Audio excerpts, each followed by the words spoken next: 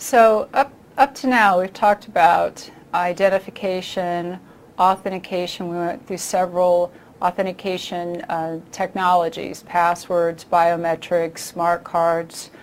We talked about identity management and all the technologies that fall under that umbrella. We went through the models, DAC, MAC, role-based. And now we're going to talk about how access control is administered. How are we going to control all of this stuff? You know, who could do what? And our choices really are centralized, decentralized, or a combination of the two. So a centralized access control method is just like it sounds. You have one group who is controlling who can access what.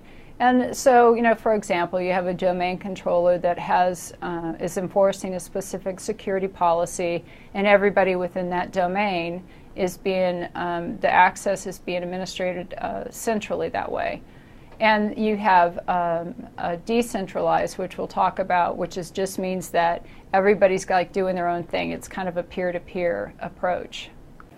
So centralized is the most common in most environments because you really want one group making the decisions, configuring the technologies to determine who can access what, and they should all be following under the same security policy.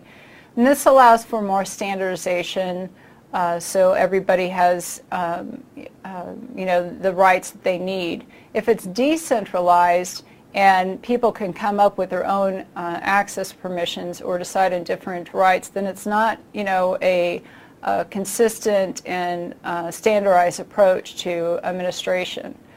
Now, you could also monitor, and you can have uniform processes of assigning, setting up user accounts and setting permissions and taking them away.